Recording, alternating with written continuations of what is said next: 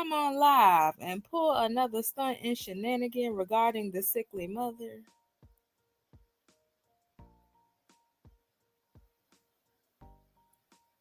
And then took it down.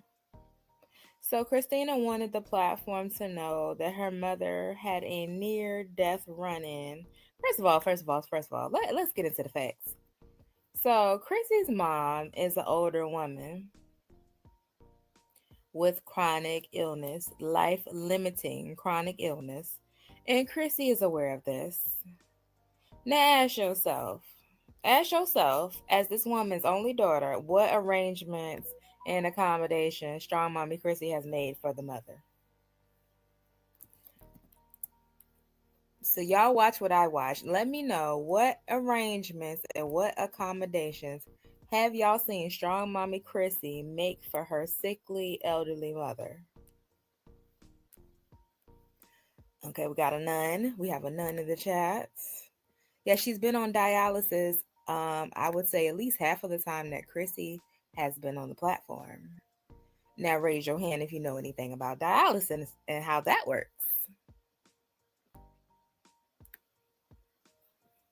Cause y'all know I got smart gang over here, so I ain't got to challenge y'all too much. Y'all be coming with the knowledge. For sure, a shenanigan. Same way she was dry begging. Ooh, you must know where I'm going with this. You must know where I'm going with this. So my people say they know a little something about dialysis, so y'all know. There is a time limit. Now, it's not set in stone like, oh, you can stay on dialysis for 10 years and not a day over. But eventually, when you have life-limiting illnesses such as chronic kidney disease, end-stage renal failure, eventually your body gets tired. Oh, unique, you're on dialysis. Well, many wishes to you. All the best to you. I know that it's very draining as well as always thinking about what's next or what's for the future. So, younger people who are otherwise healthy, they can qualify for a transplant if that's an option. But Chrissy's mother, like I said, she's elderly, and I think she has some habits that are not compatible with ever getting a transplant. So dialysis is probably, as good as it gets for her. Yeah, she took it down. And I think that was in her best interest because here we are. Here we are. So she wanted everybody to know that her mother was in the ICU. But y'all know, let's rewind back to, was it last year? Around the end of summertime. Chrissy said her mother was living with her and she gave her mother the boot, basically. She didn't say those words, but basically she gave her mother the boot. But then we find out within about 60 days' time that Chrissy was shacked up with a man. Now, Chrissy said this man is her husband. Okay, cool. We're not going to focus too much on the man. If he's a physician that works with children or he's a damn sailor or child, we're not going to worry about none of that. We find out that Chrissy was shacked up with a man. Now, how many times do we have on record of Chrissy abandoning her mother to shack up with a man? The whole time her mother played the baby daddy role for like the first 7 kids. Her mother was there for her as her full-time babysitter, and basically, y'all remember the eviction where Chrissy was out having sex with strippers and the kids and the mama was getting put out on the street? Yeah, so the mama was playing the full-time baby.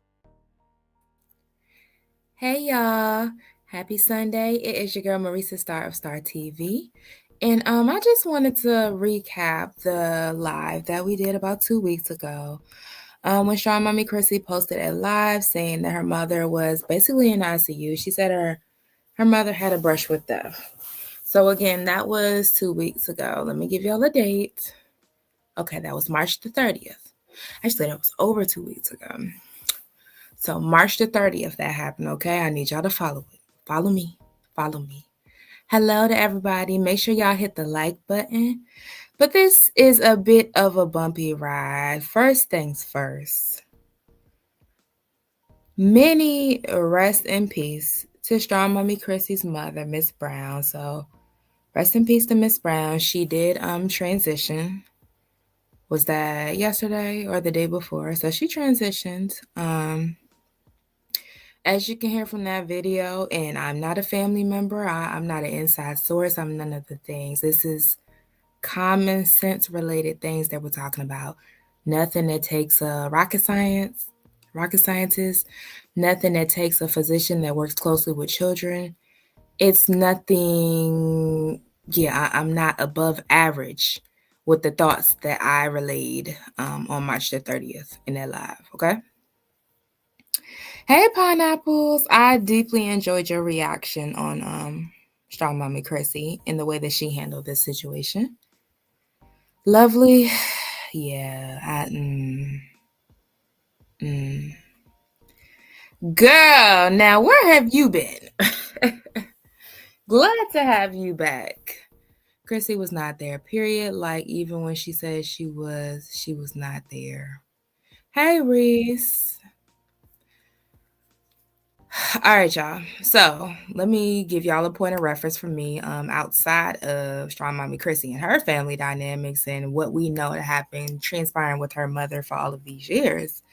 I do have to say this is a topic that's near and dear to my heart, which you probably could have told when I was speaking about how she came up here and portrayed the situation with her mother back in the beginning of September, end of August, when she was getting put out, and basically came up here and used her mother as a ploy to gain sympathy and money.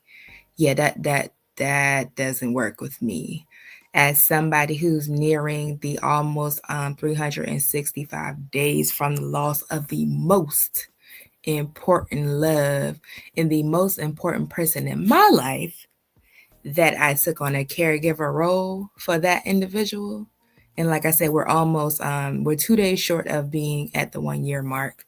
And I don't talk about my personal life a lot because it really doesn't fit into what I do here on YouTube. But I think it's important to have a point of reference when people are speaking about certain things. So this is something that I'm passionate about, taking care of those that took care of you, prioritizing the most important things. And y'all know I'm a Capricorn to the core. So when I say we rides out, we rides out. So this I'm not too familiar with. But we're going to walk through this journey. We're going to talk about it. Because I didn't like the way, like I said, back in the end of August, beginning of September, the way she played with her mother's name and her mother's illness at that time. Didn't like it when she played with it on March the 30th. And damn sure don't like it now. Just in case y'all wonder where I stand. That's where I stand. Okay?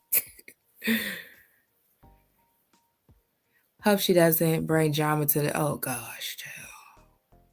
I don't know. Chrissy gives me throw herself in the hole vibes. I don't know. Hey, Key. I watched a live about the eviction after she was in Houston being a Houstank. And child, all I can say is the lie. Yeah. No, we don't play. We definitely don't play about the ones we love. So, yeah, that's... Shout out to the Caps. Hello.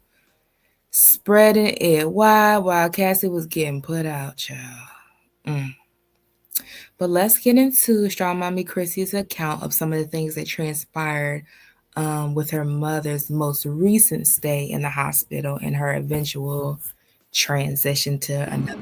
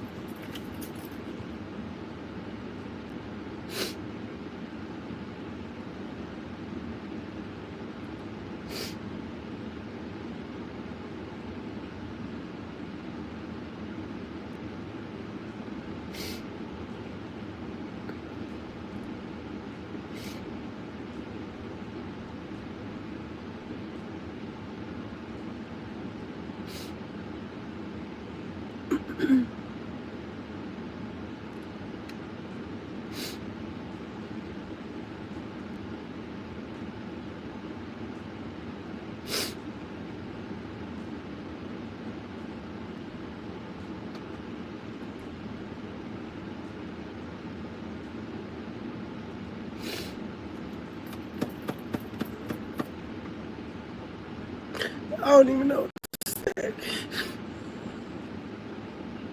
I just need to say something. I just need to say something. I'm not even thinking straight right now.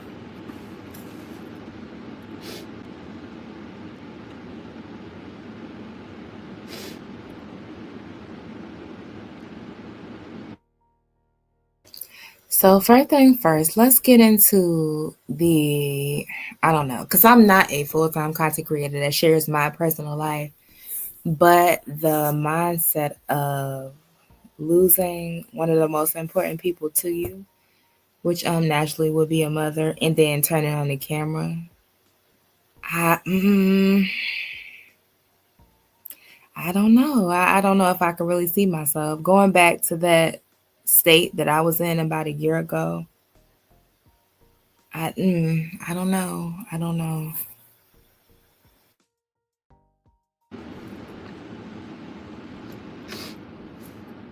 Um,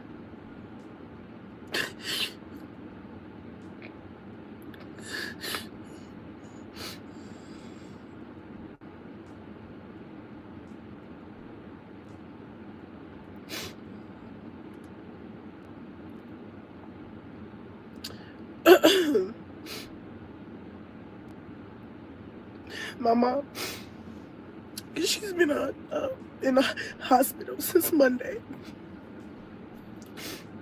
I'm gonna tell y'all why I knew yesterday. I knew yesterday that she probably was gonna pass.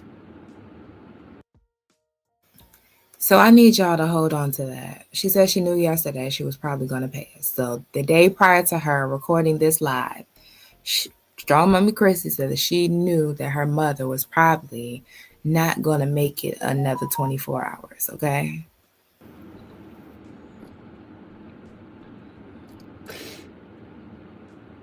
And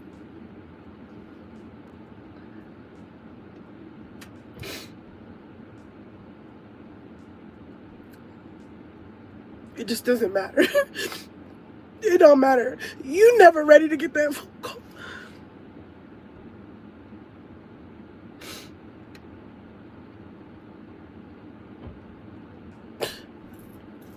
And my mom, she had kidney disease.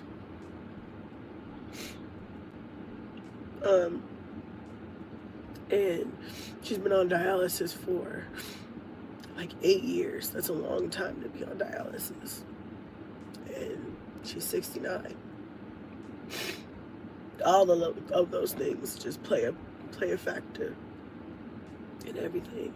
I mean, it's one of those things that you just like, it's not gonna be forever, but you just,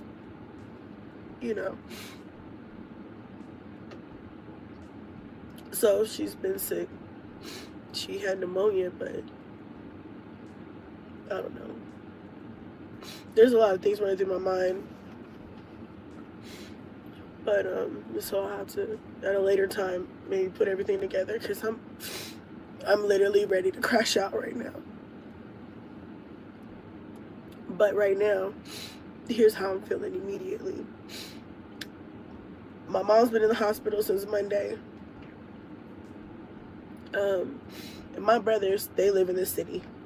I live in the mountains. So I'm about an hour and a half away. Okay, so we're not even going to start asserting opinions and making inferences or anything yet. We're just going to deal with the facts of what's being stated in this live and what she has stated in the past. Mother was sickly, mother required care. We remember that from the live stream that she did from the budget rental when she was getting put out of the house that she so-called owned. We recalled that. She acknowledged the fact that her mother requires a lot of time and assistance, and she wasn't in a position to give that to her mother. At that point in time, she was moving. She chose to move to Peyton at that time. She told us a few weeks ago that her mother was living somewhere and she was doing well. She also just acknowledged the fact that her mother has been on dialysis for at least 8 years. We already knew that her mother had end stage renal disease.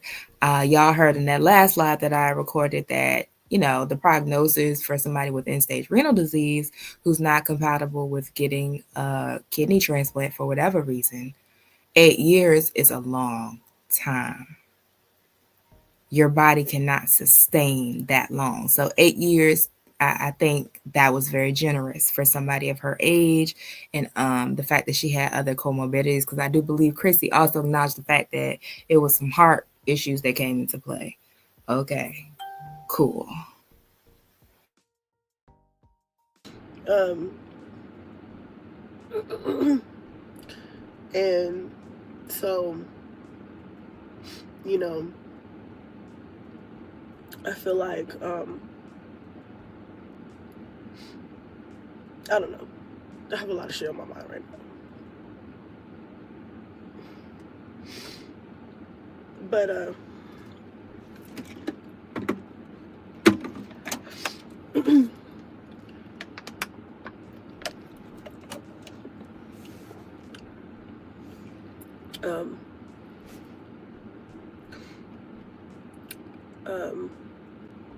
thank y'all for y'all condolences. But my brothers live in the city, so they were closer, during this whole process. She was in the hospital for a couple of days, and I didn't know she was in the hospital. Strike number one. Strike number one. Because nobody called me, and I had called her a couple of times. But, sometimes my mom's schedule and I, we miss each other, but we'll catch back up, so it's not usually a big deal. But if she's in the hospital, you know.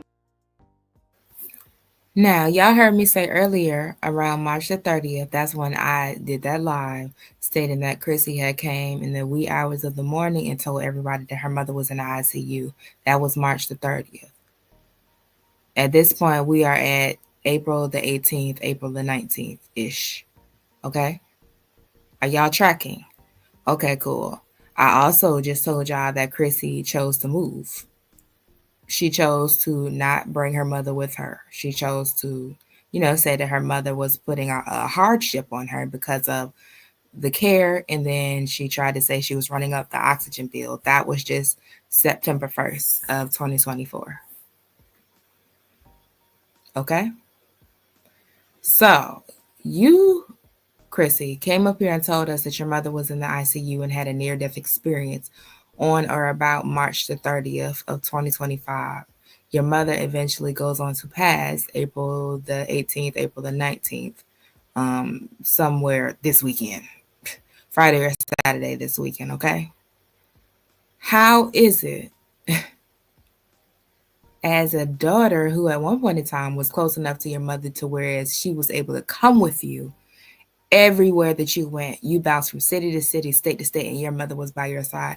How is it that knowing that state that she was in, because you came and said that she had a near death experience to the point that she was in the ICU March the 30th, that you would go 2 days without touching base with your mother or the caretakers of your mother because you decided that you were going to move out over an hour away? That's not registering with me.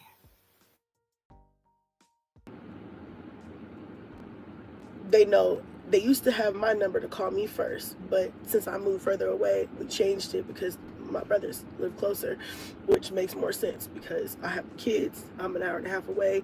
If there's an emergency, they need to be contacted first because they live within close driving distance.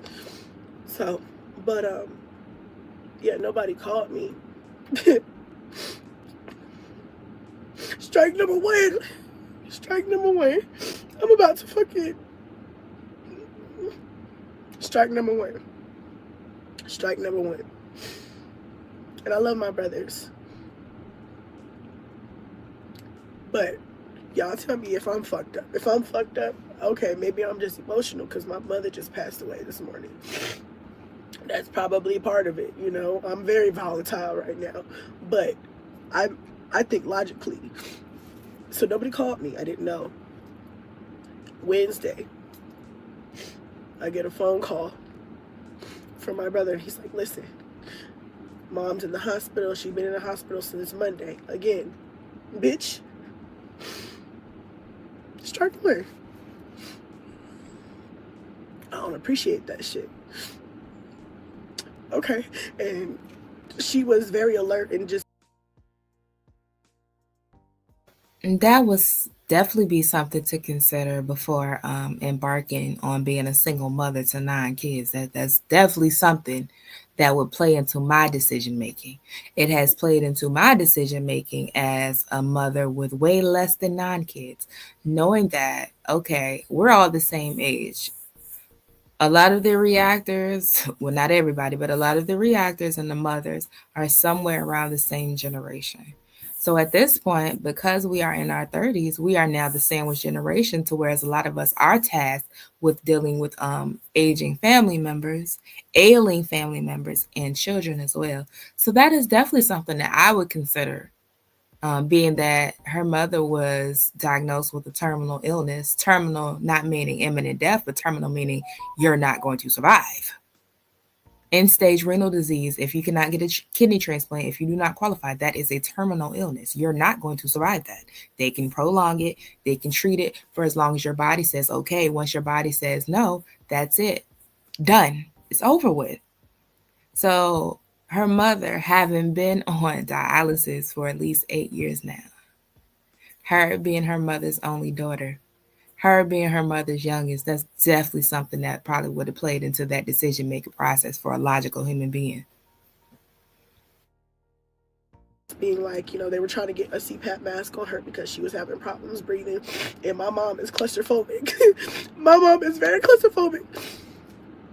She don't like shit on her face, bruh. And she was like, nah, you not finna put that mask on me. Like, I don't want that. And so my brothers, you know, they trying to convince her, you know, the nurses and doctors, they could not convince her. And they were like, listen, if you don't put this mask on, you finna die today. And so she was like, no, like, get me out of here. I don't want to be here. I don't want to. So the healthcare professionals explained to the family and to Chrissy's mother that her oxygen was so critical to the point where if she did not put on the CPAP mask, that she would imminently pass away. It was that critical. Being here. And so finally, my brother calls me. He's like, listen, you gotta talk to mom and tell her to put this mask on her. So I say, okay, you know, because I know she'll listen to me. Sometimes she'll listen to them, sometimes she's like, and it takes me to come in and save the day. So I didn't even address the fact that why the fuck is my mom in the hospital for 2 days? And you motherfuckers didn't call me, bruh. Okay, Chrissy said at the beginning, you know, to let her know if she's fucked up. I I would be the sacrificial lamb to go ahead and let you know you all the way fucked up. Because immediately you're already trying to play the blame game and place the blame on somebody else. No, the real question is, why would your mother have flown under the radar for 2 days with you knowing she's number one, terminally ill, number two, has been in a critical state since March the 30th? You don't go from being in the ICU to just going back to normal less than a month later. There's a rehab period, and I'm pretty sure they did not release her home, Christina. So the fact that your mother could be missing in action for 2 days is a little wild. It's a little wild to me. Because let me tell you something. The person that I had to send back to be with the Lord couldn't have been missing for 2 minutes. Once it looked like things won't really, going the way that we would want. But my loved one lived a long life, a very long life. So it's a little different. Chrissy's mother was only 69 when she transitioned, which is young in 2025. That's very young. But again, she had end-stage renal disease and comorbidity. So there's that on that. But yeah, I'm still not relating. As somebody who just lost somebody, I'm still not relating, Christina. You know, but I love my brothers. I'm not argumentative. I don't, cause a lot of, whatever. But I will fuck a motherfucker up and cuss a motherfucker out if I feel disrespected. That's the only time I get out of line. But in the moment, that wasn't priority. The priority was my mother. So, I'm on the phone. My other brother is at the hospital. One of them, the one who's calling me, he's working. We're all just kind of coordinate. By the time they get me on the phone, my other brother had finally just put the mask on, like, you gotta have this, calm down, you gotta have this. So they kind of got it figured out. Okay, fast forward. My mom went into cardiac arrest yesterday morning. Let's get into cardiac arrest. Okay, let's talk in general terms. Cardiac arrest means your heart has stopped. Your body is dead. Once your heart stops or you stop breathing, you are dead. Now, because it is 2025, there are things they can do to intervene if that's your wishes or your family's wishes. But scientifically, biologically, once your heart is no longer beating and circulating blood to your brain and the rest of your body, you are dead. So essentially, Christina is saying that the day before this live, her mother died.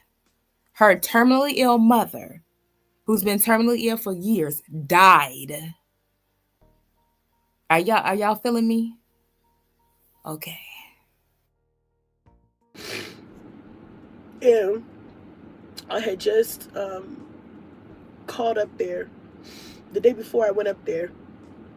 And then, she was stable. She was still alert, able to talk, uncomfortable. Left.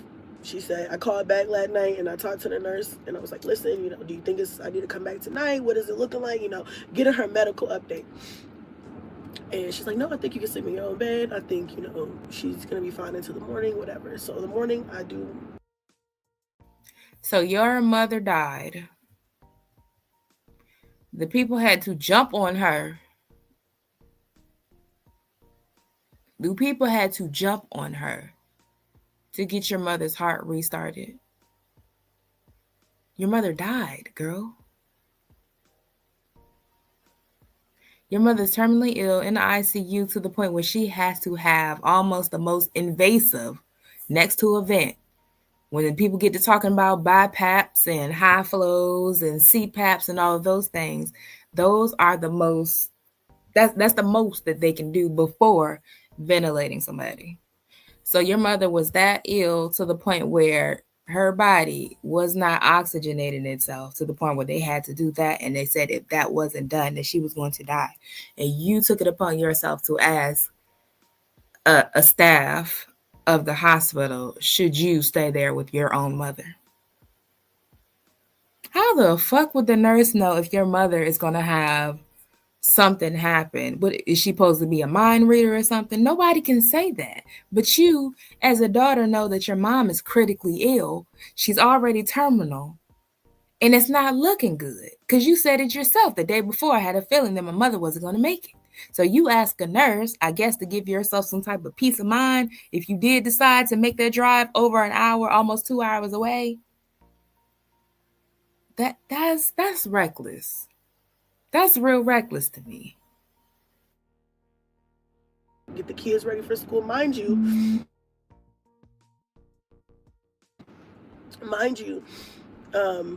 Junebug's birthday was Friday and Blaze's birthday.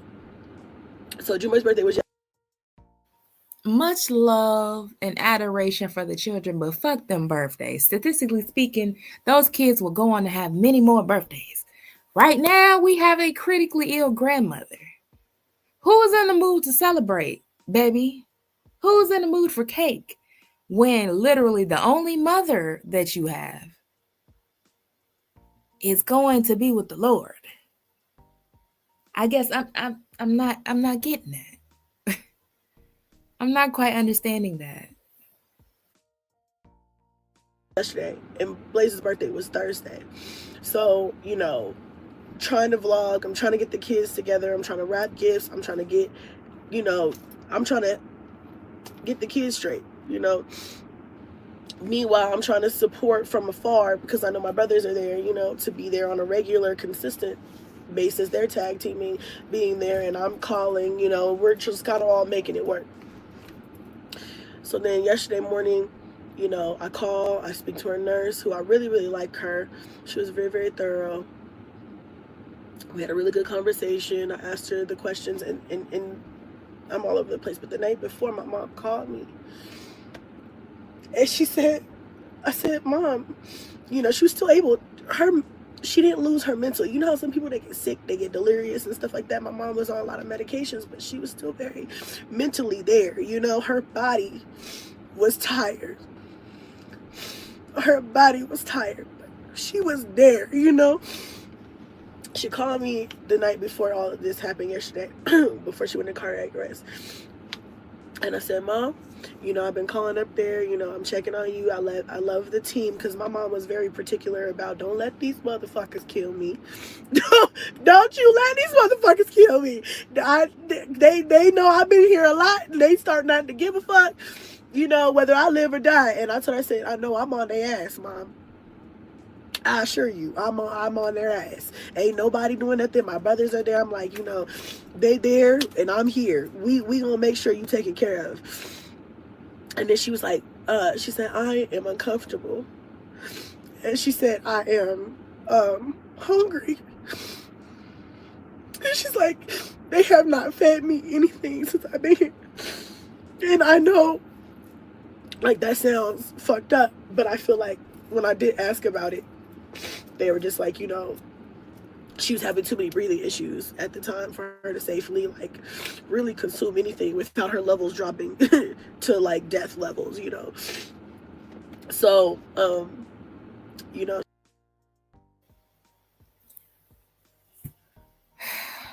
Chrissy just said that the healthcare staff let her know that her mother was so ill that she couldn't even, when you eat, you don't breathe, chew, swallow at the same time. So you have to be able to yum, yum, yum, yum, yum, swallow and be able to go those few seconds without taking a breath. Basically, I explained to Christina that her mother was so ill to the point where she couldn't even compensate during those maybe 3 seconds it takes to chew and swallow something, that her oxygen would plummet even further than it already was.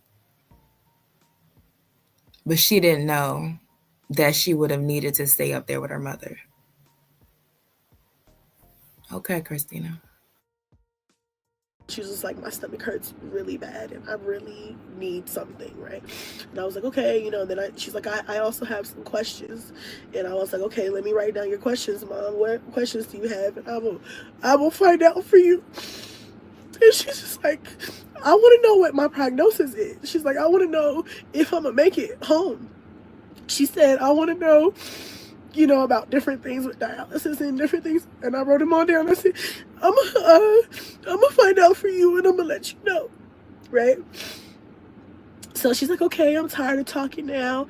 I said, okay, just get some rest and I'll be over there tomorrow. So the morning comes and I get, it's Blaze's birthday. This is Thursday. And, or was it Thursday or Friday?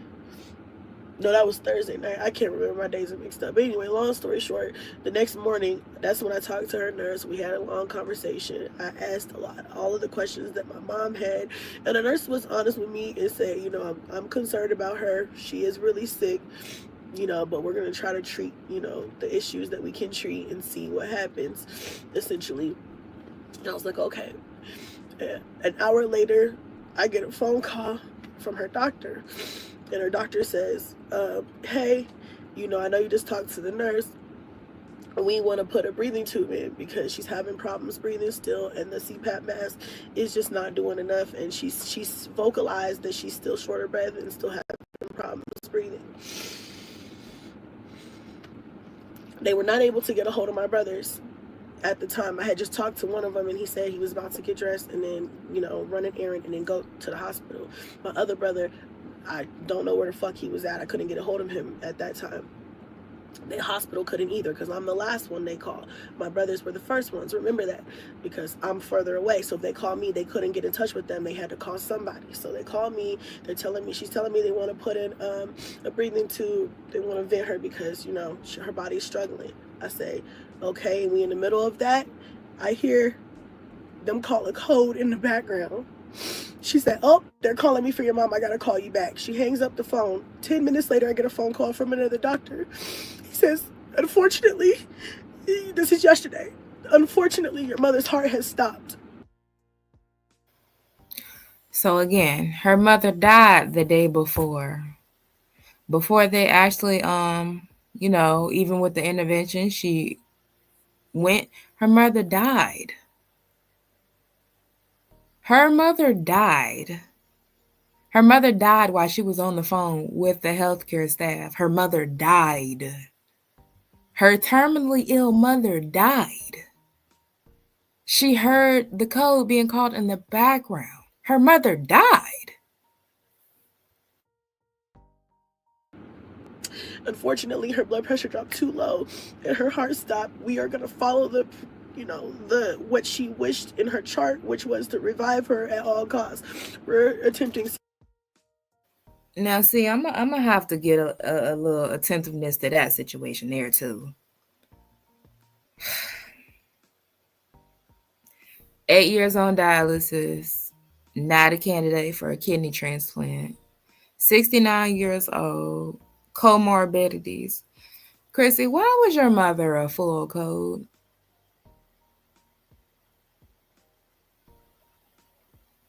What? Why was your mother a full code?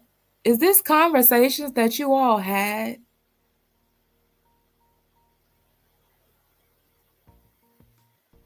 Best case scenario, they could have bought your mother a few more weeks or maybe a few more months. But 8 years on dialysis with other comorbidities, including a heart issue, that's terrible. Because ultimately, she goes on to say, basically, you know, they had to intubate her. She didn't last 24 hours, even with interventions. She suffered. Do you know what it takes to bring somebody back who's terminally ill, who has end-stage renal disease? She was probably swollen. They probably had to basically bust her up to bring her back just for her to still pass. Like, why was that? What is happening? But apparently those were the mom's wishes, that she be brought back under any circumstance that it requires. So CPR, we'll do that for 5 to 10 minutes and we'll see what happens. If we can get her jump started, we'll put her on a vent. I said, okay, I'm on my way. I'm calling my brothers, and they ended up getting in touch with them too. I called my brother and I'm like, I'm on my way. I get there, she's already vented.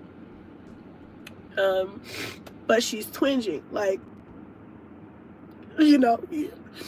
she heard us there, First of all, Chrissy, your mom was dead, baby love. Your mother was gone. Your mother didn't even survive resuscitation attempts for 24 hours with interventions. Your mom was gone. You said you were on the phone when they said your mother left.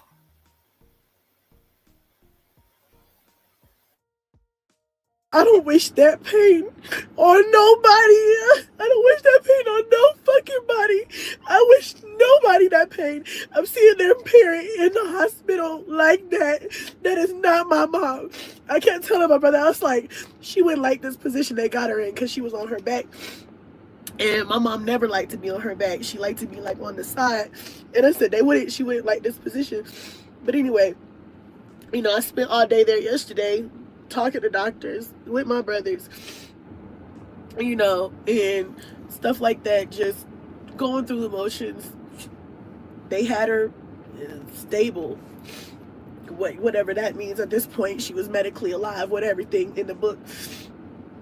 But I'm grateful because I was able to come and say, hey, Mom, I love you, whatever. My brother that we couldn't get in contact with for a few hours, I guess he was doing some things in the shop, whatever. And we finally got in contact with him. He was already there when I got there. So, that worked out. Um, Finally in the evening, I was like, okay, I gotta go home now because, by the way, my husband was there with me too. So I was like, he met me from work at the hospital. So we were. Christina, your mother was dead. Your mother was being kept alive by a simple machine. And you decided it was time to go home. Uh, wow. All there, and then I was like, okay, well, I gotta go feed the kids and stuff. It seems like nothing's really gonna change between now and tomorrow, so I'll come back tomorrow, either before the boys' party, because the boys have a birthday party today. Yeah, I acknowledge that that was probably her mother's wishes, but those are horrible wishes. With her prognosis and diagnosis, those are some of the worst wishes that you could possibly have. That's nothing but suffering and prolonging the inevitable. I don't know if y'all ever seen somebody die from kidney disease or heart failure. You're swollen. You're not able to do nothing. Eventually, if you last long enough, your mind starts to fade a little bit, but it's not pretty. And then for somebody to be able to bring them back, it's painful, it's invasive, it's hard to watch, it's hard to see the aftermath, and the aftermath is still going to be death. They're still going to die. So I, the hospital has to respect the mother's wishes, but that to me, that's crazy. That would have made things 100 times worse. To think there is some type of glimmer of hope when in reality, if you're not medical, you might think that. Like, oh, my mother, she said her mom was twitching. Baby, your mom was dead already. And that's just the reality of it. Your mother was dead already. That's why even on the machine, she went. She went. Even with all those interventions, she still went. So it bought her a few more hours. Her body was that weak and in that bad of shape that it bought her a few more hours. So they probably broke her ribs, like some people said, put bruises, and it's a painful experience being intubated. I don't think nobody would want to be intubated. I know I'm young, so I could probably withstand it, but I hear it's a horrible experience. So, yeah, they had to respect the wishes. So her wishes were respected, but ultimately, we don't get the final say and those type of things, especially when you're terminally ill and your organs and stuff are no longer working. It's just not possible. uh, this evening, and uh, I was like, I'll either come before or I'll come after, depending on what's going on. And he said, okay, I think you'll be good. He's like, I'm gonna be up here, I'm gonna stay up here, and with me and him and my other brother, we're gonna coordinate, like, switch off. See how she tried to it's almost like she tried to weave a storyline. Oh, okay, so 2 or 3 people told me I was good to go home. But baby, something inside of you didn't tell you that wasn't the time to go home. Your conscious, your connection to your mother. Because there's been times, sweetie, much as I love the children, you know, we gotta work something out because I also love this person. This person is near and dear to my heart. So this is a person I know that can only be with me but so long. Statistically speaking, your kids are always going to be there, and then we've seen you leave your kids for baby a ton less. We've seen you leave your kids to be on dictations and yeah. So that's wow, wow. That's really all that comes to mind is wow. Tag team. But so somebody's there with her the whole time. I said, okay, fine. I go home, y'all, and we do dinner, feed the kids. I take a shower. I'm exhausted. I'm mentally exhausted. I'm physically exhausted. I'm emotionally exhausted. I'm just exhausted. And so I take a shower. I go to bed, and I forget to put my phone on the charger. And if you know me, you know my phone stay charged. I try not to let my phone. Christina, did you just come up here and tell people that your mother died? You went home. You actually fell asleep and stayed asleep, and your phone was dead? Oh my gosh. Never goes dead. Like, I try not to let my phone go dead for multiple reasons, like this, for reasons of my kids, just whatever. Like, I always keep my, and if I don't, if I'm not at home, I keep a power bank on me, my phone plugged in right now. Like, I try to keep my phone charged. So I was so tired last night. I went in bed and I put my phone on the bed with me, and I fell asleep, and my phone died in the middle of the night. I wake up, I put my phone at 8:30, I put my phone on the charger. First thing I do is call my brother. My brother calls me and tells me, yeah, mom died. Your brain, your soul, your conscience, your body let you sleep till 8:30 and your mom died?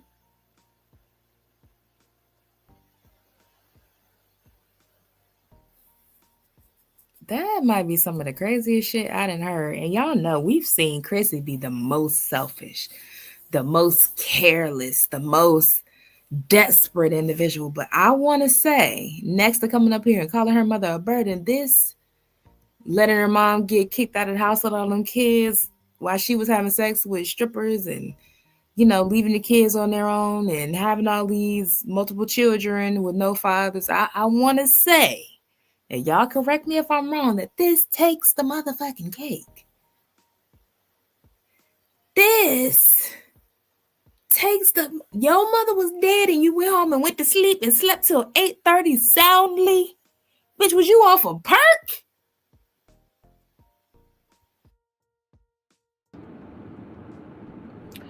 I'm like, when?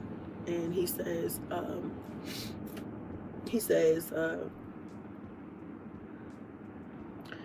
on.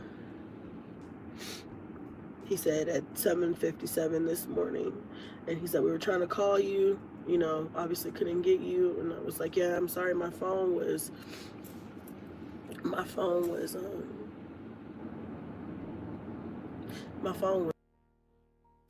Your brother just lost his mama, and the best you could say that you let your phone die.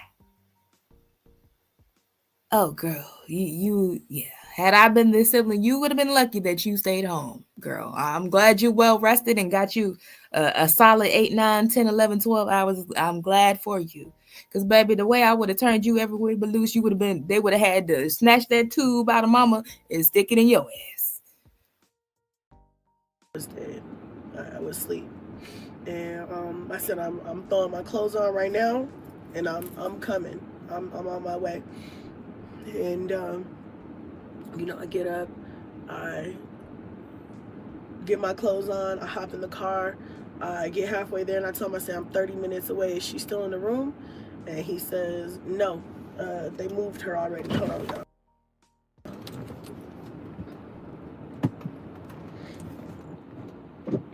I gotta do something real quick.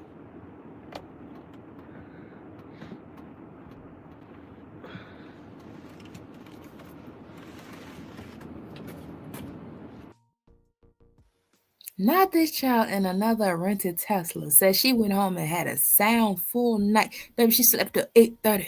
First of all, who would kids even get to sleep till 8:30? You blew my mind right then. But who would kids in a already deceased mother, scientifically, biologically, your mom died and they kept her alive. That would have been your time to spend your last moments with your mother. And you come up here and tell us that you went to sleep and slept so good you slept till 8:30? Child. Wow. This the same Chrissy that we didn't see tell us that she ain't getting no sleep and no rest because a man left her. But she went home and laid down and got a sound night's sleep with her mama did. 2 hours away.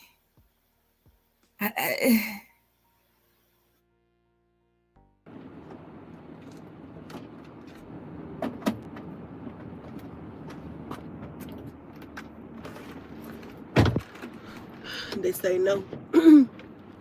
They already moved her, and I just sat there on the phone in silence. I'm on the highway going 85 in a 75. Christina, why are you speeding to... Okay. Your mom died. They brought her back. That would have been the time for the family to do whatever they needed to do, say whatever they needed to say, because it was her wishes to be brought back. Okay, they did the challenging part of bringing her back. Just long enough for y'all to, make your peace with the situation, say goodbye or whatever. You went home and went to sleep, and now you're doing 85 and a 75 to get to a dead body? She's dead, girl. She was dead yesterday. Like, what are we really saying right now? I just was like, bruh, why you let them move her before I got there? I told you I was coming. I just wanted to, see her before they took her, and I know I'm sorry to hear that, Ebony Logs. That's a lot. That is a whole lot. I wouldn't wish that on anybody for sure. Honestly, I don't wish the loss of a close relative that you actually care for on anybody.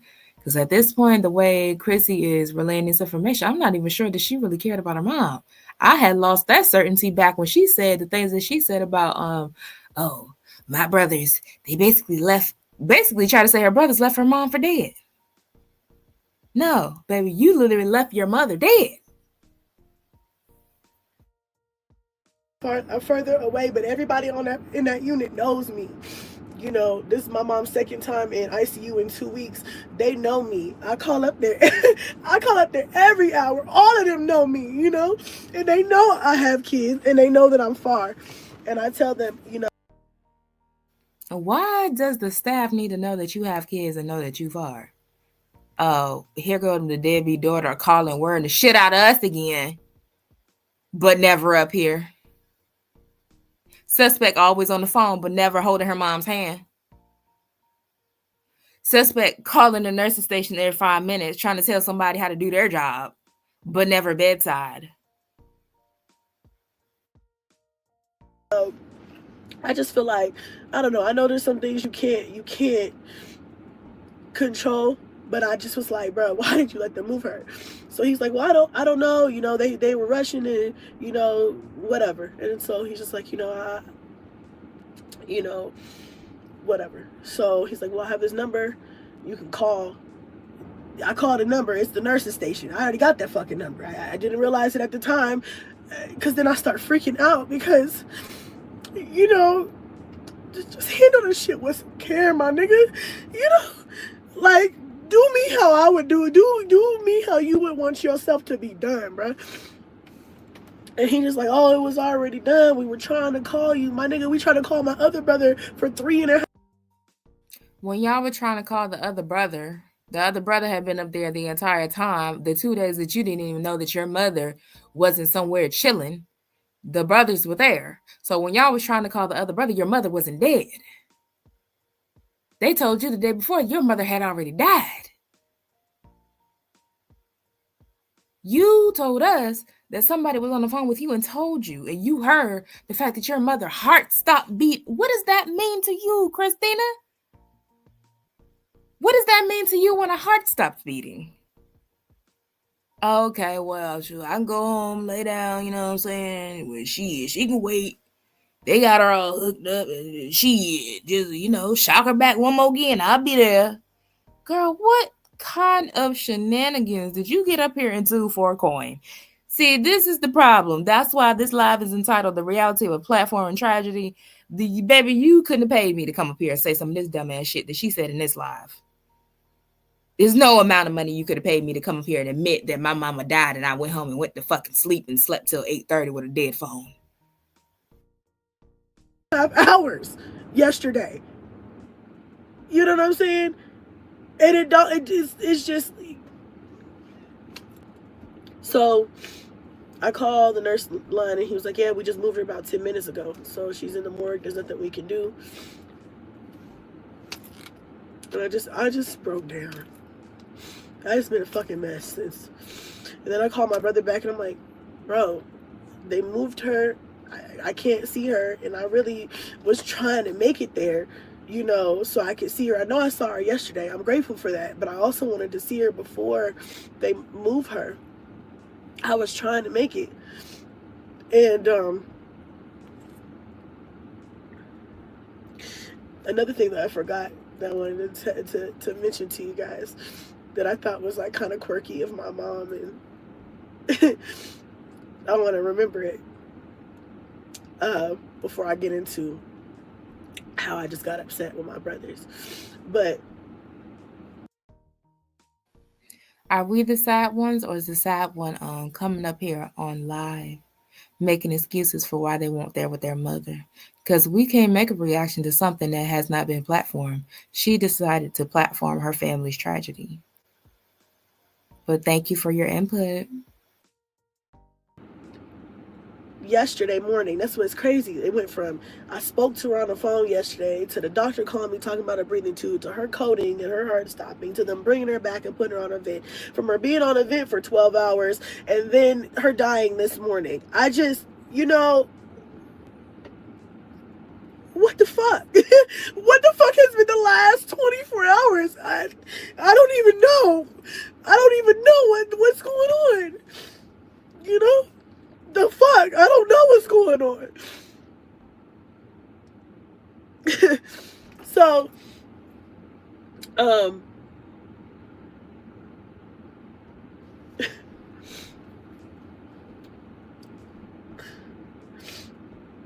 yesterday morning, before I talked to the nurse, that's what I forgot to say. Before I talked to the nurse, my mom called me again. She just called me yesterday.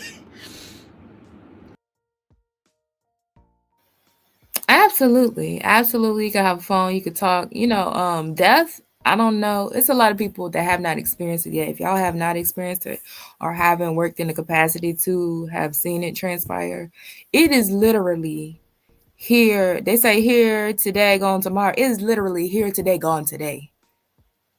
Like they could be talking right now. It's 9:37 where I'm at. They could be talking at 9:37 and be dead by 9:45, because it's not the brain that is causing them to leave this earth. And Chrissy's mama's circumstance, it was her kidneys and heart, and then eventually her respiratory system, because they all work together. So if she's overloaded with fluid and her heart is already weak and stuff, you cannot combat that. So her brain could have been sharp as a whistle.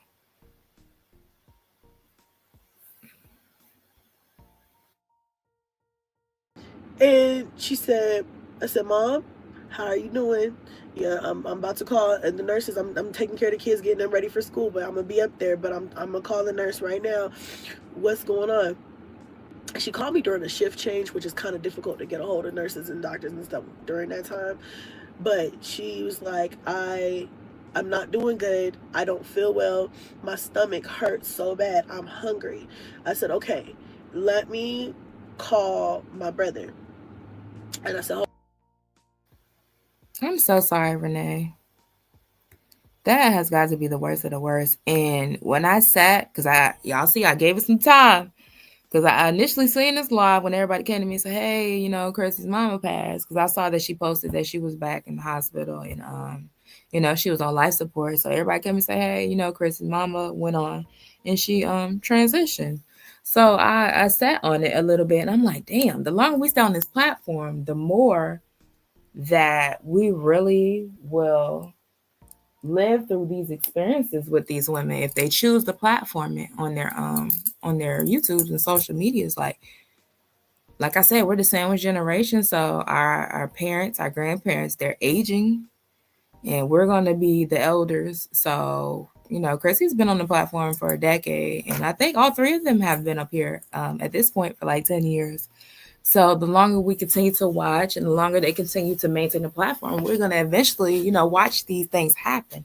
And that realization was even mind blowing, because even like with your friends and stuff and everybody's losing people, it's a shock to the system. Like, damn, eventually, if we're blessed enough to grow, old as our elders did, we're going to watch everybody around us die and lose their loved ones. Like that shit. Woo! It's different. So I'm sorry that you're going through that. That is I guess one of the roughest part of lives that eventually everybody you love, or it's gonna be you to die. If you don't go in and see everybody that you love die, you be the one. So wow, yeah, that shit sucks. Those are the aspects of life. I'm like, we really would put here to die or watch everybody we love die. Like that's some twisted shit. Sit there and think about that, y'all. That's some twisted shit. And I say this on the Easter Sunday, baby, because we not gonna be resurrected. Not like that story, but that's some sick shit. Hold on. So I called my brother, and he's like, okay, mom, what do you want to eat? I'm gonna bring you some, right? We don't even know if she can eat right now, but we just like, we gonna try to do something. I said, can you bring her some food? Can you bring her some broth? Can you do something? Because she's hungry. And so he's like, mom, what do you want? What do you want to eat? She said, I want some soup with not a lot of stuff in it, and I want a pear on the side. And I just thought it was interesting. She said a pear of all things. But she's like, yeah, I want a pear on the side of that, but I want some soup, but not a lot of stuff in it, because like my mom don't like a lot of, ingredients in her soup, so mostly broth. He's like, okay, all right, I'm about to get dressed, and I'm gonna bring it up there. And then that's after that everything went crazy. But here's where I'm upset. Correct me if I'm wrong. Let me know. I'll read the comments in a minute. That's the last time we talked. That's the last time I spoke to my mother.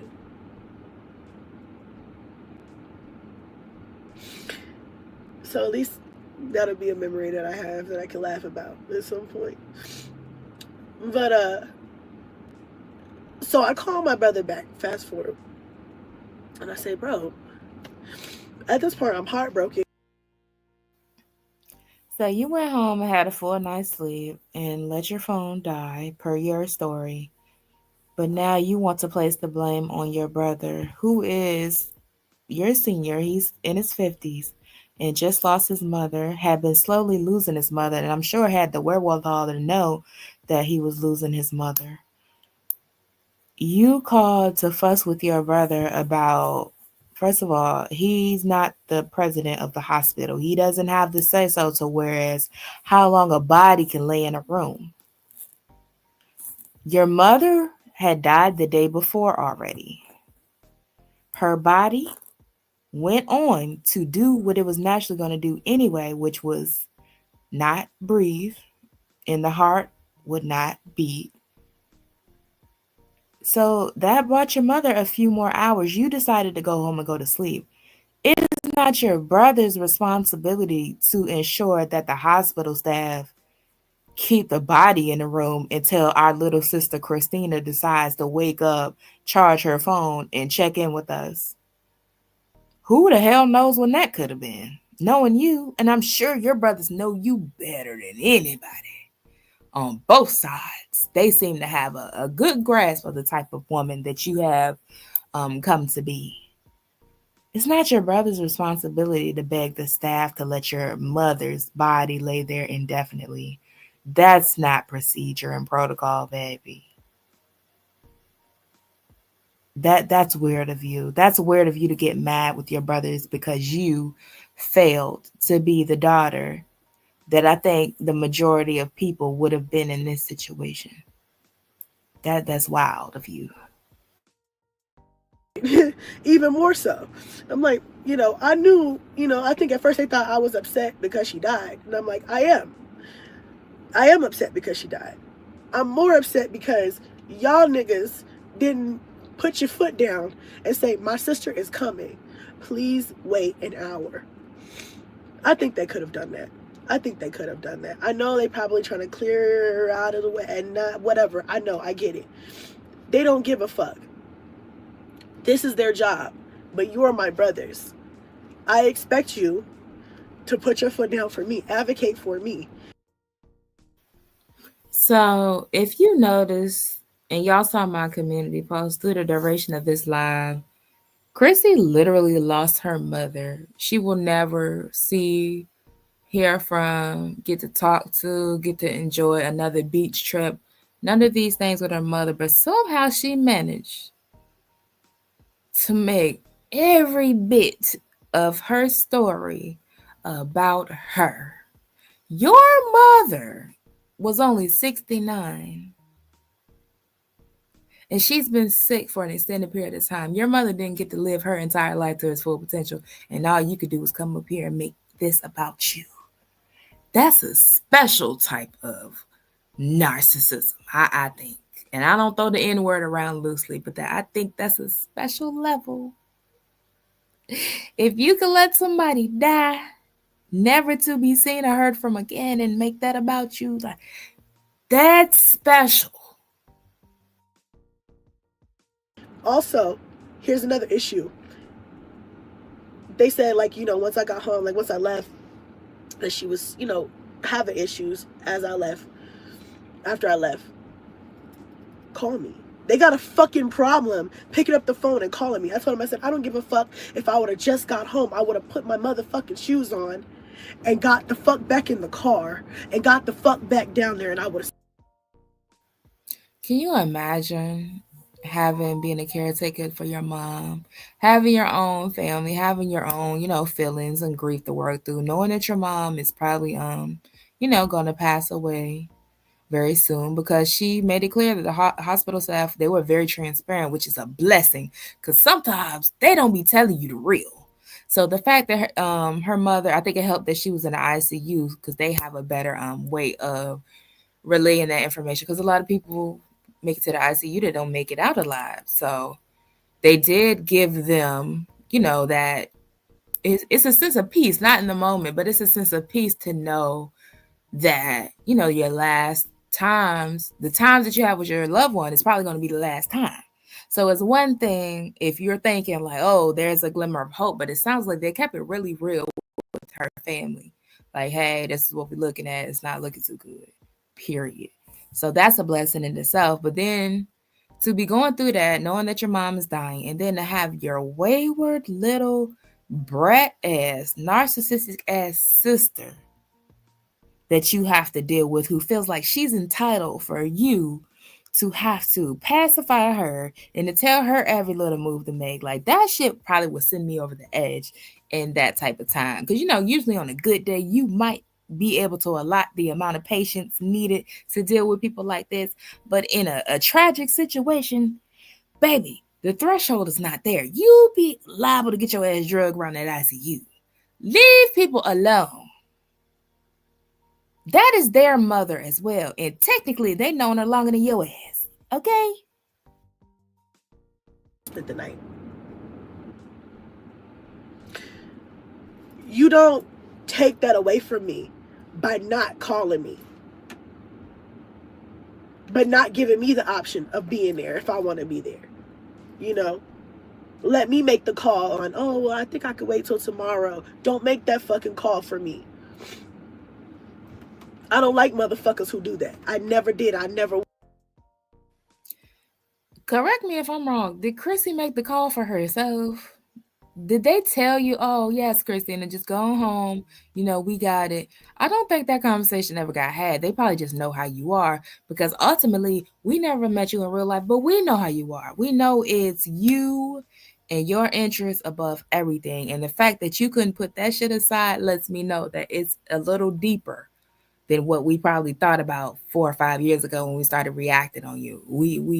Yeah, it's a little deeper. It's a little deeper. Will.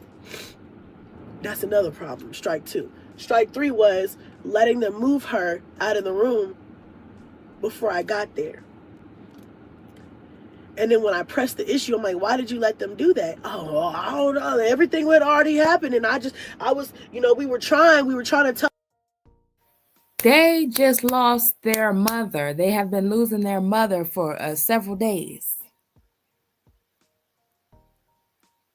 And they got to stop in their grief to try to advocate for the wayward sister who couldn't manage to stay her ass up at the hospital and spend her mother's last moments with her. Is that what you're telling me? That's a hard pill to swallow there. Like I said, that's an ass whooping pill. I wouldn't swallow that pill. I would spit that pill in your face. You're tripping.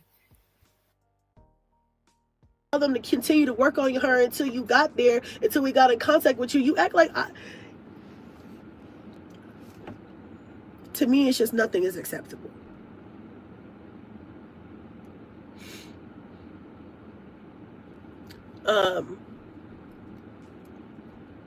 They left her 3 hours away. See,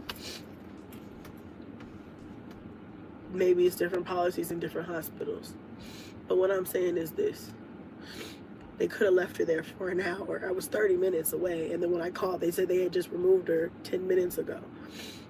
How dare you? That means you could have waited 40 minutes and I would have been there. 30 minutes, 40 minutes, I'd have been there.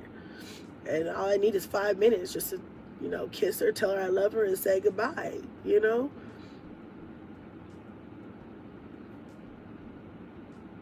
Anyway, so I call him back. And my other brother answers the phone. And he's like, oh, well, he's talking to somebody, so I answer the phone for him. And he starts talking shit. Bitch, who the fuck you talking to? And he's just like, oh, well, you knew your mother was on life support. And then he said, you knew she was on life support and you left and you missed it. And that's. But Christina, where is the lie? Where is the lie? You knew that your mother was dead and you went home, and not only did you go home, but it slept like a motherfucking baby with a dead phone.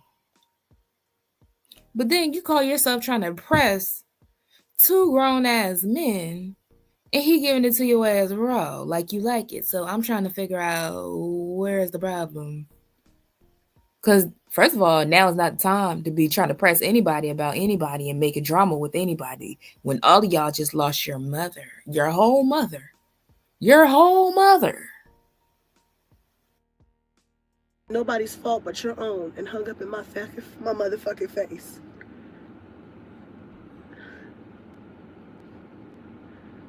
I'm the baby, bitch. You're 50. And my mother just died too. Not just yours, you selfish motherfucker.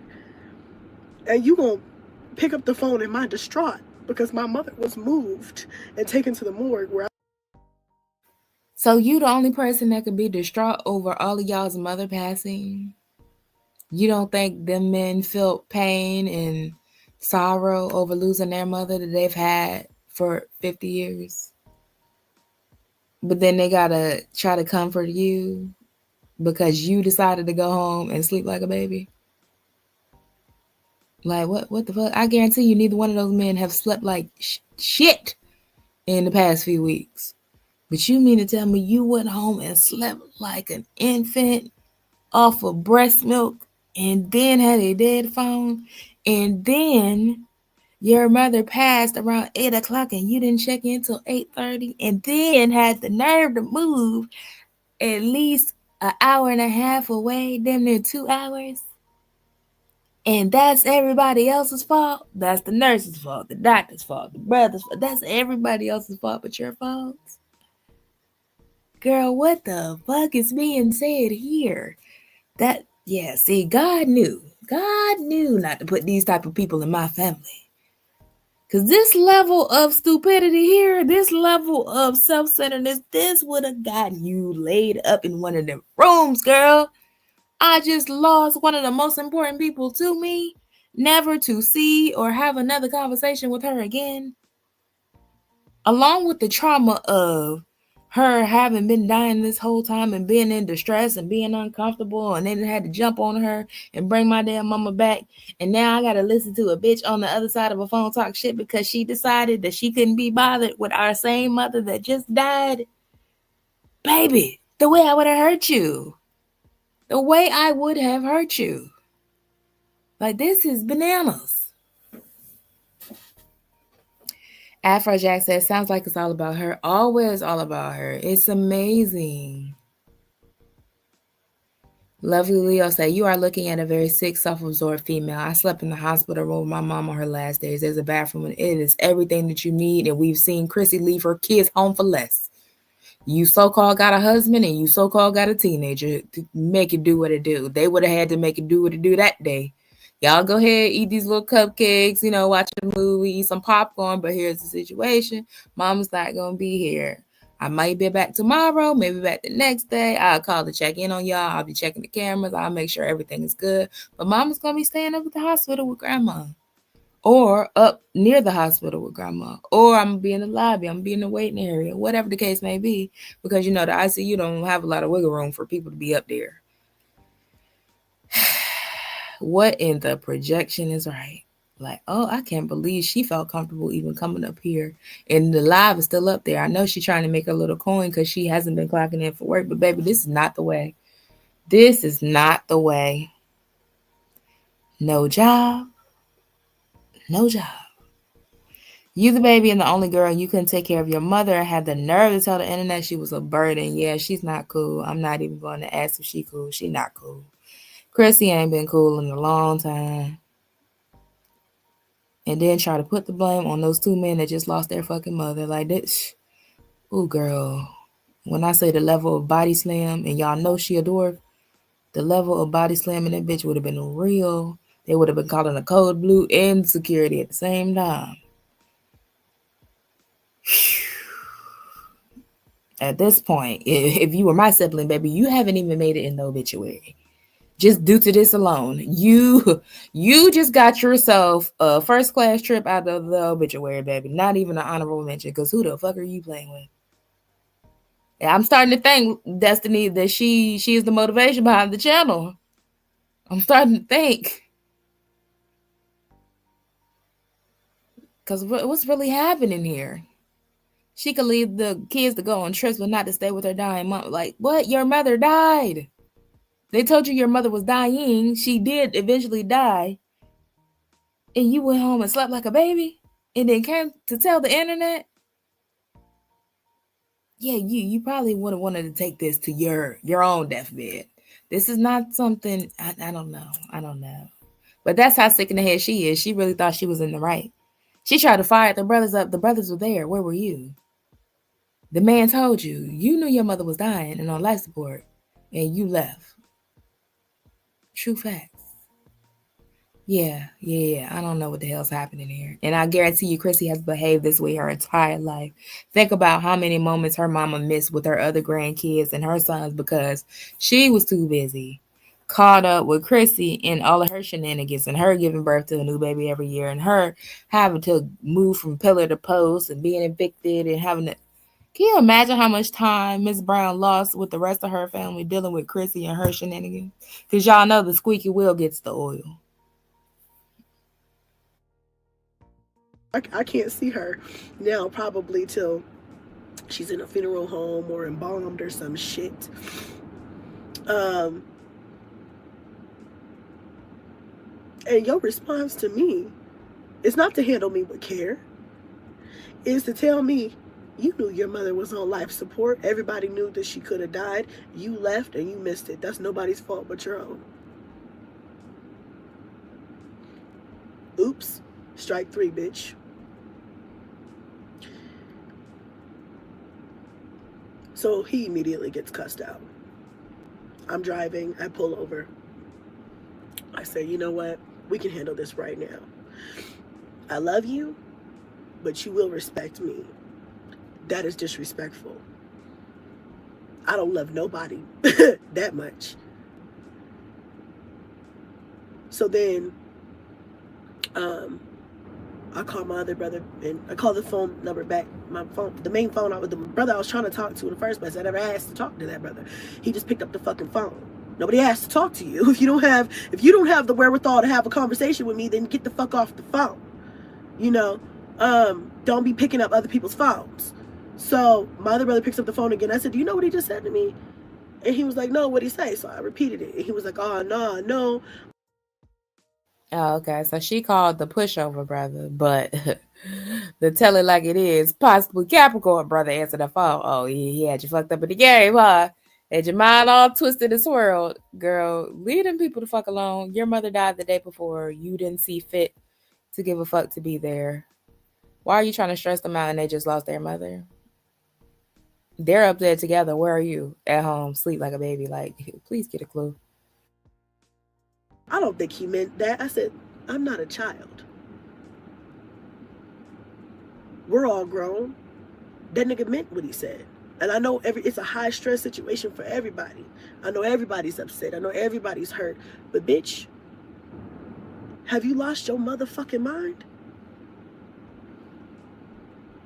And he's like, oh, and he just starts talking, and he's just like, I'm gonna work on getting her put somewhere else, and you can see her as much as you want.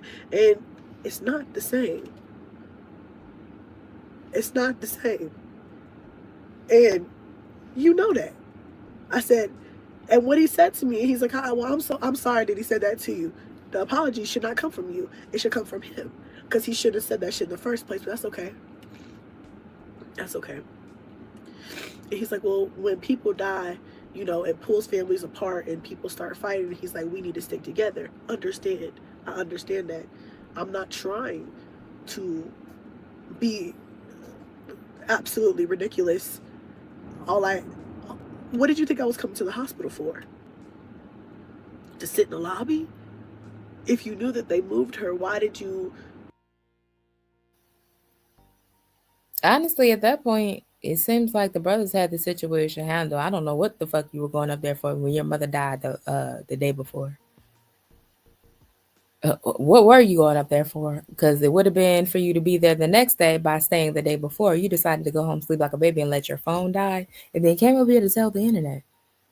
But if you were going to go up there, I would assume it would be for you to comfort your brothers, for y'all to speak about, what funeral home y'all are going to use if that hadn't already been decided, and things of that sort. Because it's a lot that goes into, planning those things. But at the very least, to comfort your brothers, not to add more stress to their plate when you were at home sleeping like a baby.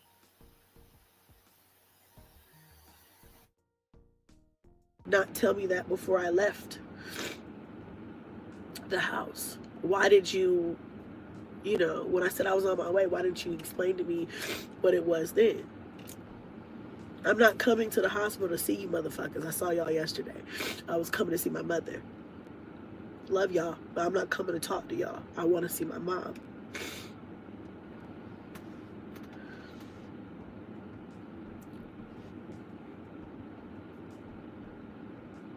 It can permanently divide families, and I understand why.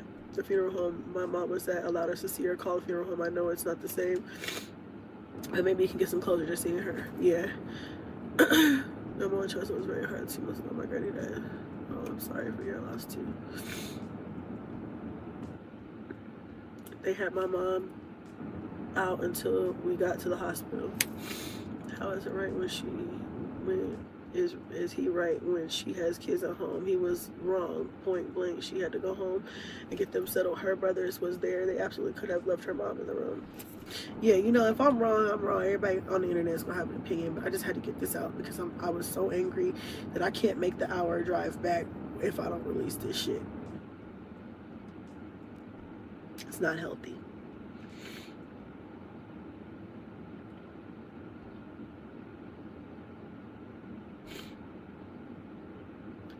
I'll get over it, I guess. I will never forget what they did, but I will get over it, and it'll allow me to. What did they do besides support their mother and be there while their mother transitioned? What did her brothers do wrong? Because they did not coddle you, they did not try to force you to be something that you obviously cannot be for anybody else. That's not their job. Their job was to be there with their mother, to support their mother, to make sure things were going the way they were supposed to go with their mother. And it sounds like they did that. So claps for the Gibson brothers. Okay. God bless y'all. Sorry for your loss. Sorry that this girl continues to get on the internet and take advantage of the fact that she has a platform and y'all do not, and drag y'all's name.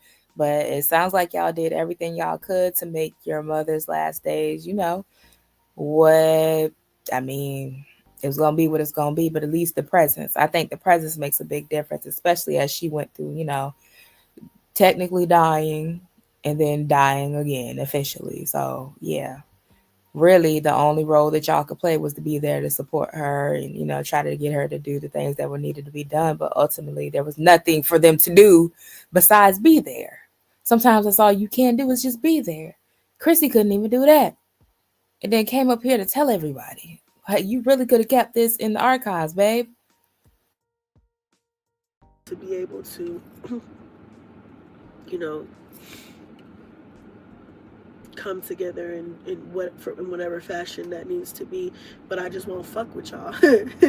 You know, the way people treat me will determine if I fuck with y'all. Christina, it's already been made clear that the people don't mess with you. We can tell by the way that you're telling the story and how you told it back at the beginning of September of 2024 that the people do not fuck with you. So how you not fucking with people who already won't fucking with you? That's that Olivia K. Johnson shit. The people don't fuck with you. You think they're gonna re-fuck with you in order for you not to fuck with them? No, they don't fuck with you. So you not fucking with them, I don't think it changes anything.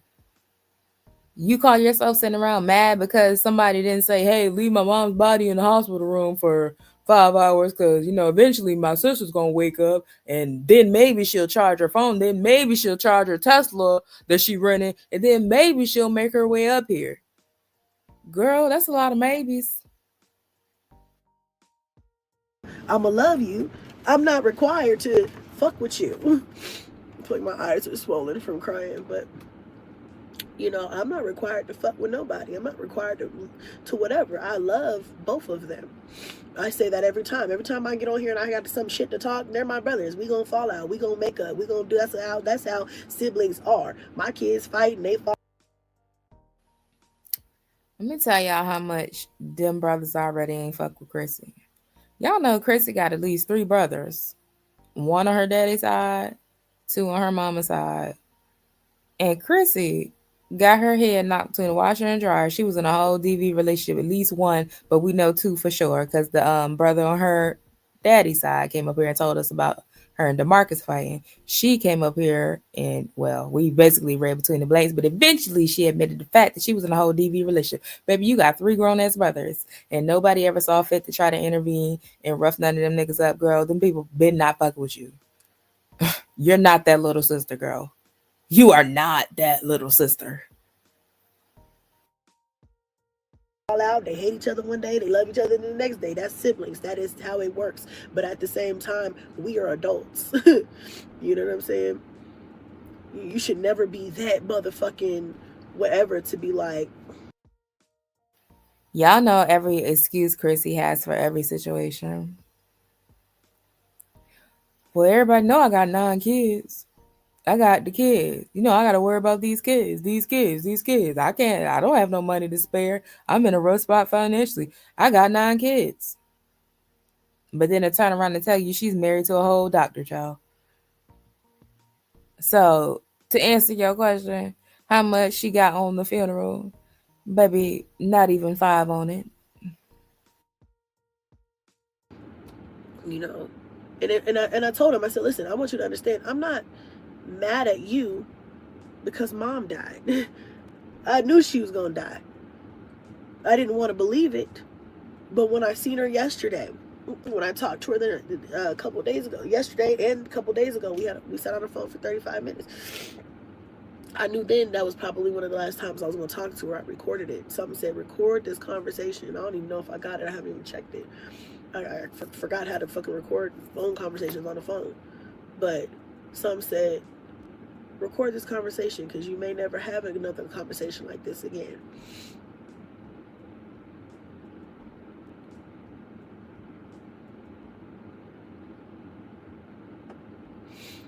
I knew what was going to happen. I didn't want to believe it, but I felt like I knew it was going to happen. I knew it yesterday. Especially when they called me and said, unfortunately, your mom's heart stopped. I thought that was the end then. So I'm grateful they were able to bring her back enough for her to hear us, specifically me. They hear, you know, that I love her and that, you know, I was there for her and she wasn't alone.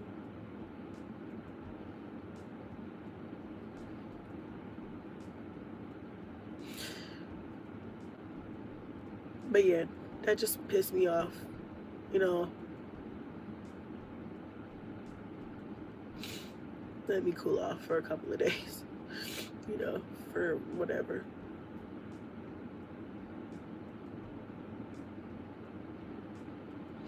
Overall, I mean, fuck the little shit on the grand scheme of things.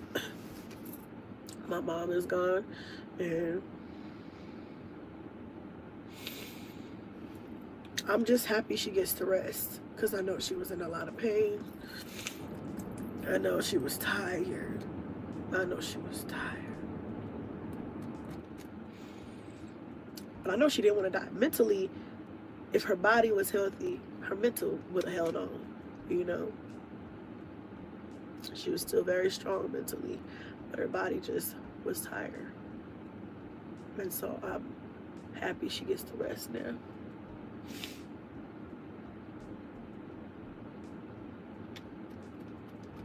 I'm sad. I'm gonna put all my kids in therapy, because I know how I felt when my grandma and my grandpa passed away when I was like what, 11, 12. I just didn't take it well.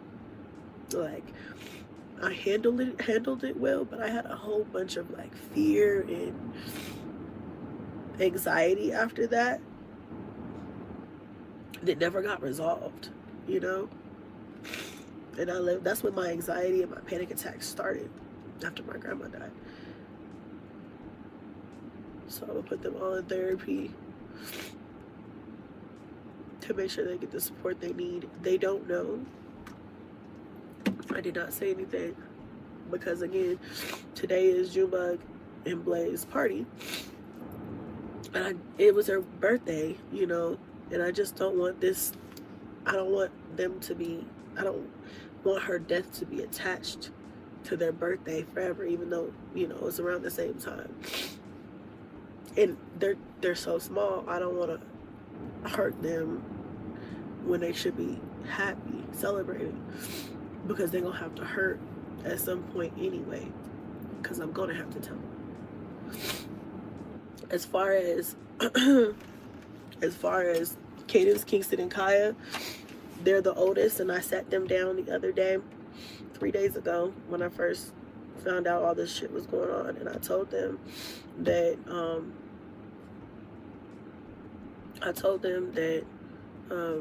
what was happening. I told them that she was in the hospital. This is before the ventilator. This is before all this stuff. And I told them, I said, you know, I want to let you guys, I don't want it to be, I don't know. That's neither here nor there. I'm going to have to separate it, the sad stuff from the happy stuff, if I can. But it's real life. Shit. It's really what I've been going through. So I don't really know what happens next, but pray for my strength, please. My kids.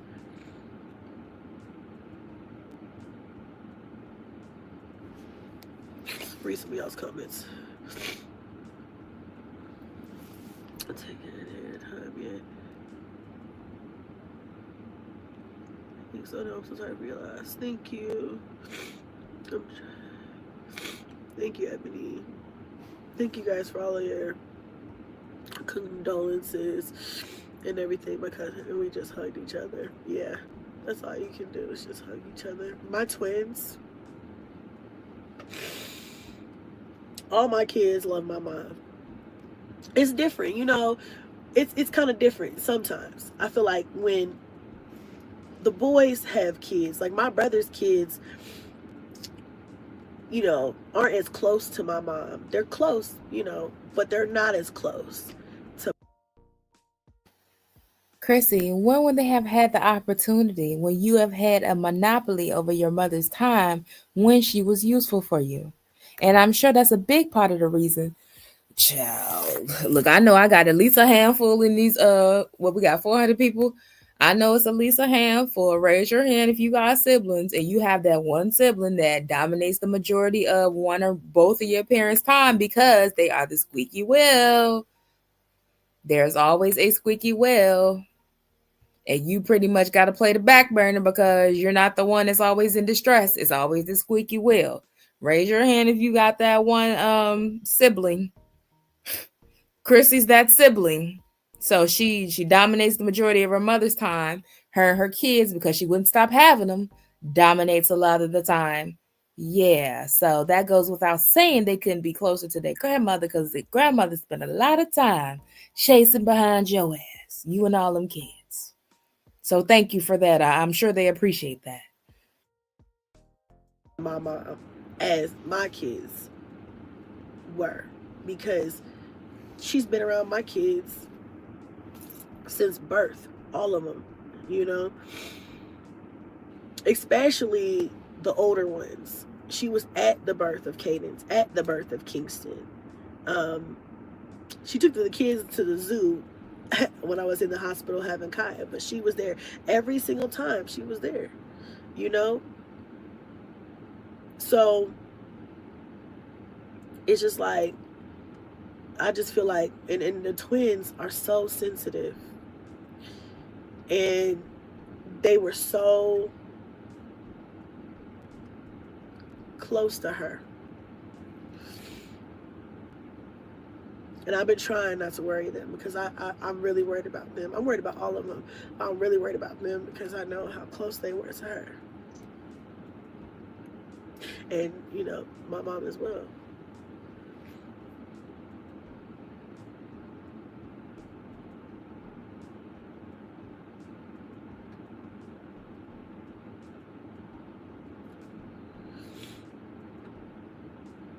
Okay. I love you guys. I guess the rest will be in a video or something. I don't know. At this point, I'm just gonna go home, be with my babies, get myself together mentally so I can put on a smile later on. My eyes are so fucking swollen.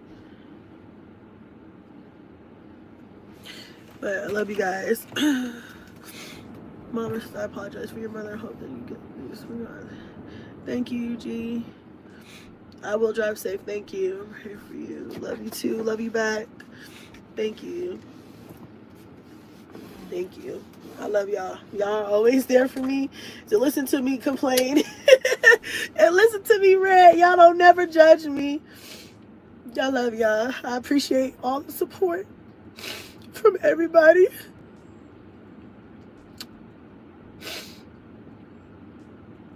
And if you have any advice, you know, for my kids, you know, how to support them through this, they've never had anybody pass away that's been this close to them ever. So this is different. So I don't really know how to navigate this. So if you have any suggestions, please, you can DM me, you can drop it in the comments of this video. But yeah, y'all, thank you so much for your prayers and your support. I'll talk to y'all later.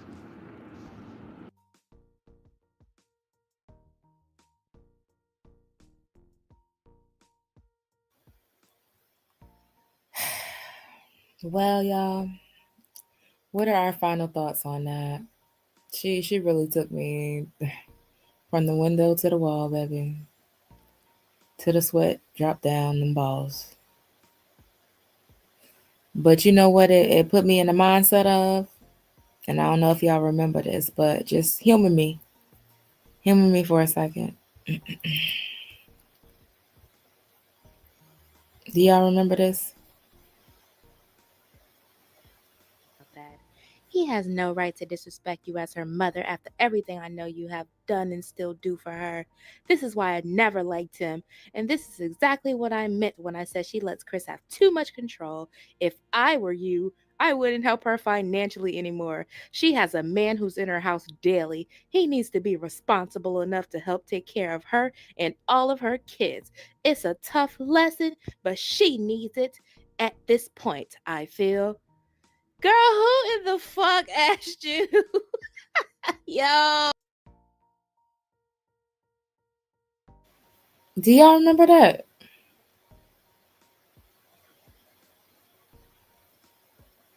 When Christina thought it to be cool that she hit up Jasmine's mom and tell her mom that she should cut her daughter off, and not to try to imply that that's karma or anything, because like I said, her mom's been terminally ill. Like eventually we're all gonna pass, but that's weird. That's odd. And then to go back to the conversation about the light bill and basically coming and telling the world that her mother was a burden to her, like none of that sits well, girl. None of that sits well. And then to try to put the blame on the brothers and stuff, like, girl, please stop. Yeah, they're delusional. Hubby is a doctor that deals with children, but she's asking the internet how to navigate discussing death with her kids. Child, clock that. Wouldn't he be well versed in that aspect? Yeah.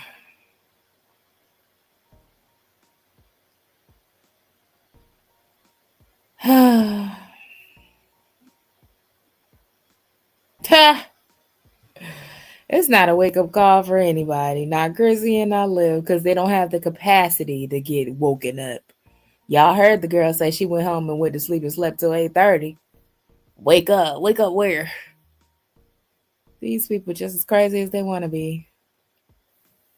I don't know, y'all. I don't know. Let me not say if I were Chrissy, but if I was Chrissy's advisor, I would tell her to, number one, have not posted that.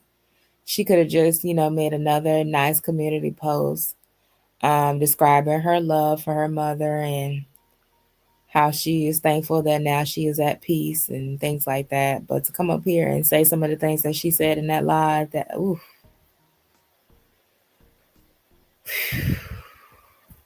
Oh, yeah, her brother did say that. Her brother on her dad's side, though, said that. I don't know if we can pull that up real quick. And then DeMarcus said that her and her mother had kind of a tumultuous relationship. But one thing about it, her mother was always there for her through it all. All 8 baby daddies, her mother was there for her.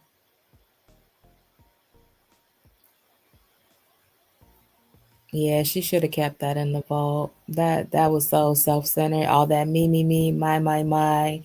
Why could you advocate for me? Advocate for you. They just lost their whole mother. She was very insensitive in the way she talked to, communicated with her brothers. Like, girl. But let me see if I can find that because he deleted that video and it's been reposted so many times that the quality's not good no more. Or if y'all find it, let me know. We can come back and talk about it maybe tomorrow or something. But yeah, I do remember him saying that.